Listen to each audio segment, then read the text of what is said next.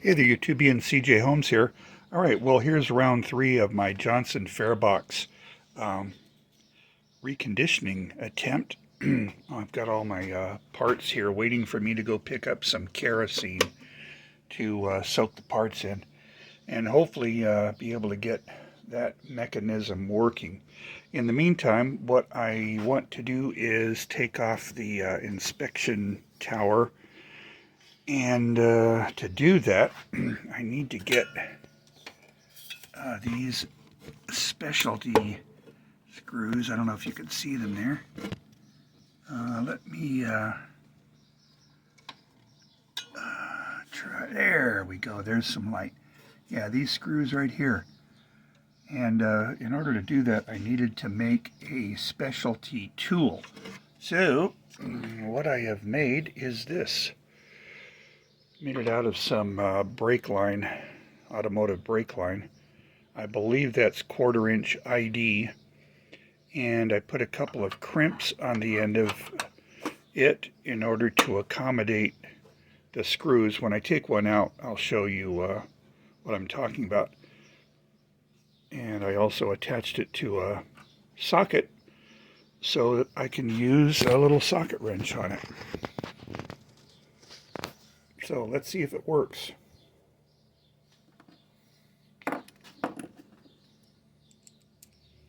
Okay, slip it inside the thing. I can feel it grip. Wow. If that's working, that was easy to unscrew.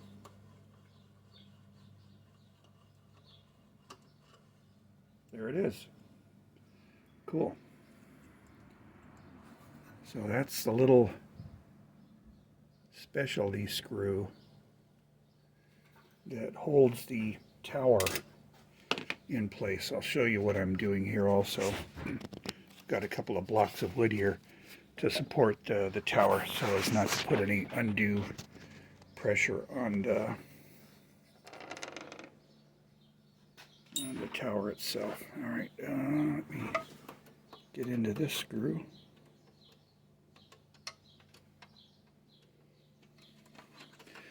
I don't know how well this tool will work with really rusted, corroded. Oh, see, that one's barely finger tight.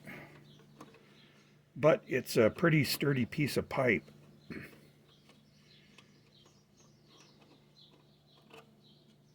Okay, there's another screw out. Ooh, I love the way this tool works. I have been watching over the past week a fantastic series of videos by this wonderful old fellow who goes by Bus Old Man Phil. He was a veteran streetcar conductor, I don't know what you call them, driver, mechanic, restorer, and he has some classic videos on these Johnson boxes, and I got the idea of this tool from him, although I don't think he attached a socket to it. That's my idea.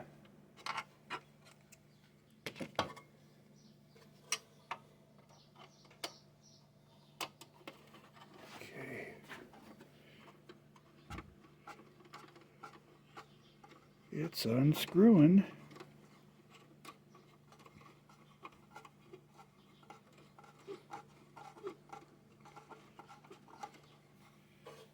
Oh, I see.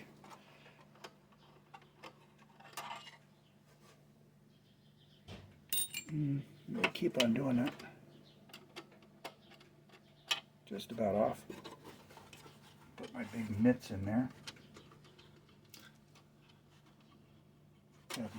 The actual rod itself is turning.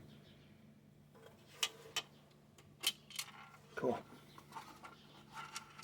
There's a third screw. Again, I'll show you that close up. So that engages with the tool, those crimps. hold it in place there. Now let me find that one. Yeah, I think I can see it.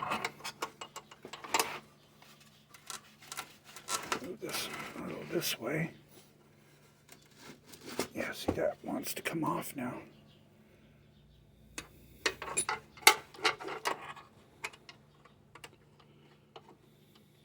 Another thing, that one's pretty tight. Another thing that I discovered and learned about this machine is the electric portion where it runs the counter off of the motor at the bottom of the box. And I think I've got it figured out. And I'll show you what I'm talking about. Let me get this tower off first.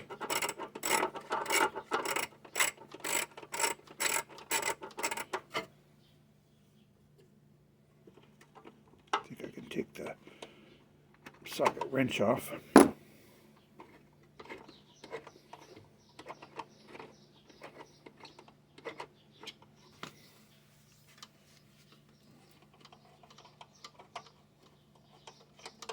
Sorry, you're seeing my big hairy arm and not much else.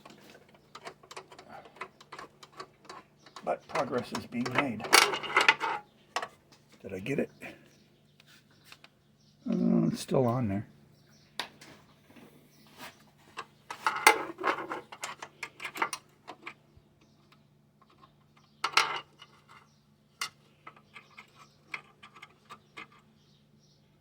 Come on.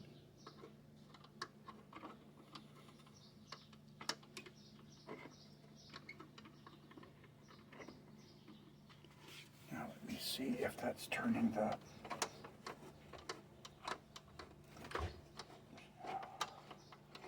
oh my God.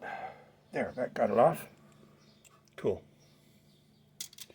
Now I can take the tower and remove it. Yay! Intact. So I wanted to show you this. Okay, I don't know, did I show you the motor there? Get some light. And there's the 12-volt motor. May or may not be fried. And I realized when I was trying to turn the pulley there, oh, it's stuck, it's locked up. Well, it's locked up because it's on a gear reduction thing. So this isn't going to drive the motor's going to drive that.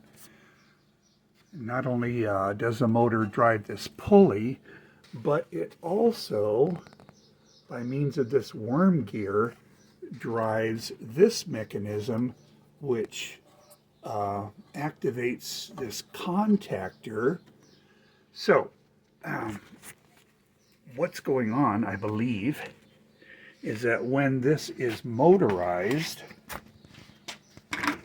and when the conductor, my crazy fingers, when the conductor turns, opens the inspection doors, let me get this upright again. No, I'm going to leave it like that. All right, that lever is connected to a shaft, which goes down into the base. So there's the shaft. That's activating stuff in here, and it allows the motor to run for a certain amount of revolutions before this mechanism deactivates the motor, waiting for the next cycle. I think that's what's happening. Hold on just a second here. Okay. All right, had to clean the lens, and I wanted to put the camera back on track. So I want to remove the motor box. And in order to do that, I'm going to need to loosen this. So I'm going to mark where it is to make sure that I have the same alignment that I had before. I'll go ahead and do that. Let me just...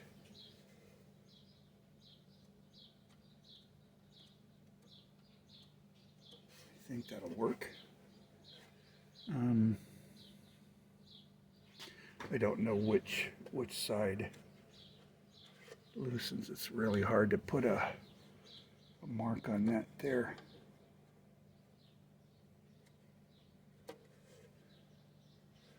Getting it.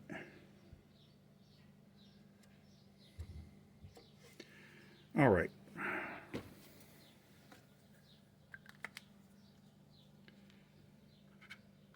Take my magic marker and get it out of the way.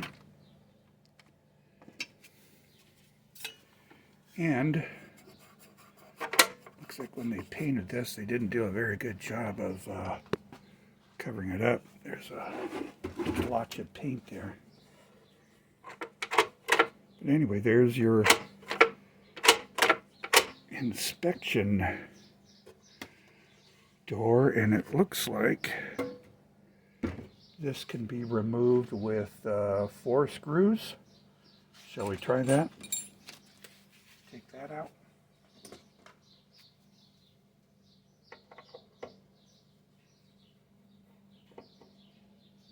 It's another one of those little bitty screws there.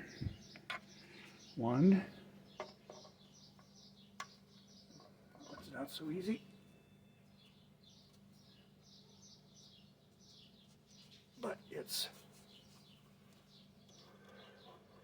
giving in to my superhuman strength. Let's see how this one does. It's ready to go.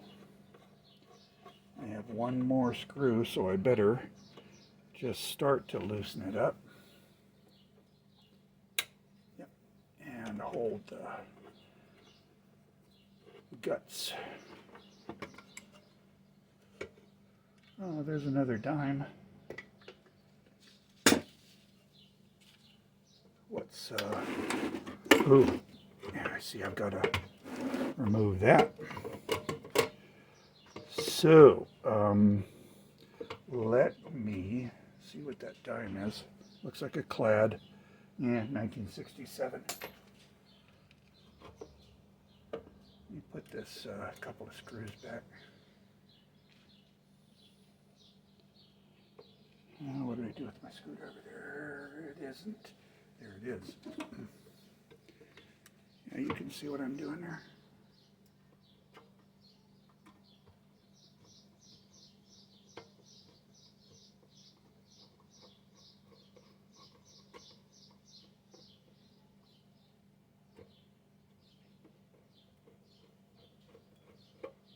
Okay, 1 more.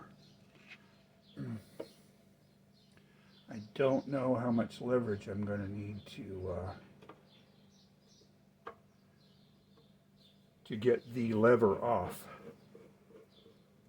It looks pretty well rusted.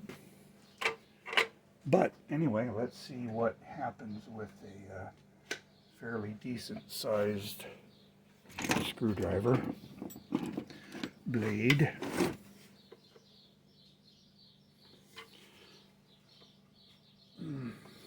Nope, that's not going to go, I don't think. No, I don't want to mess up the jaws. So what I'm going to do is soak it in some, put some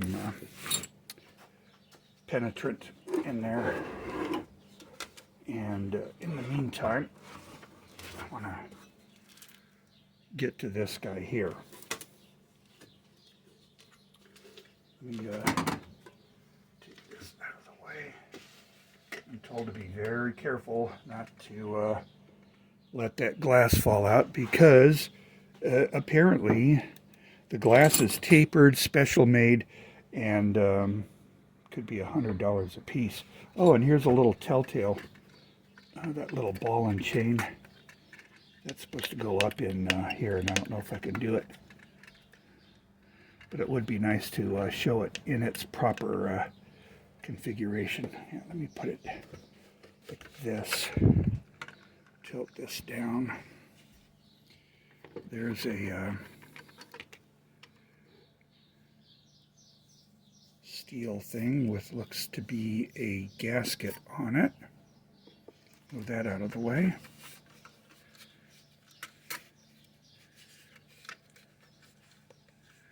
If I can get in there. Probably easier with the glass removed, but I'm going to give it a try here. Use some pliers.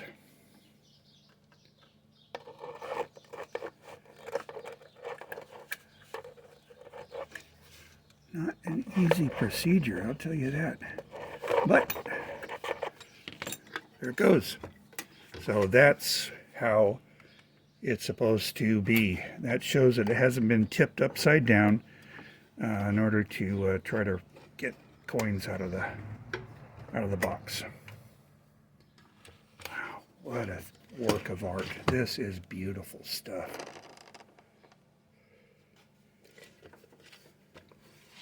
Vintage equipment at its finest. So there, I can get this out of the way. Let me put this base on.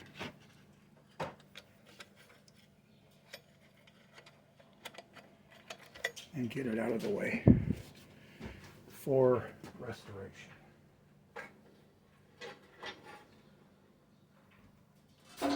Now, I want to turn my attention to this. Whoops.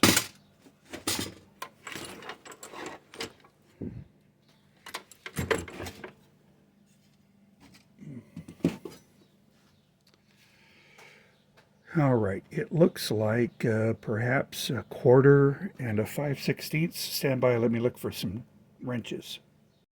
All right, well, I can't find any wrenches that fit this. They're either too small or too big in either metric or SAE. This appears to be 3/8 here. So let's see if we can break these. They easily break, as in a good type of break.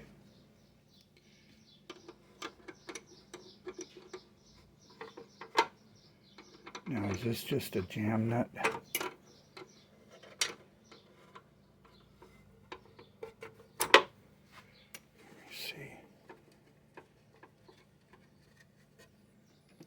Yeah, that appears to be a jam nut. So now,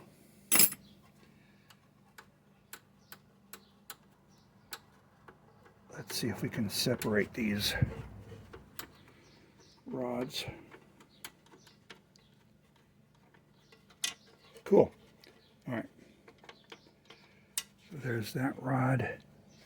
I'll leave in place there. It looks like I may need to remove this nut and lock washer altogether. Okay. So there's that nut and lock washer. Put you in the pile. And now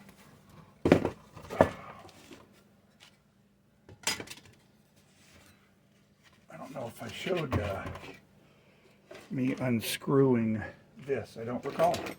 Anyway, here are the 4 long flathead screws, bolts that kept the base plate on. Here's the base plate. Okay, there's all kinds of grease. I don't know if that's melted stuff from the motor being fried, but anyway, got these bolts that all go up in there. Fairly easy to remove them. So there's the plate.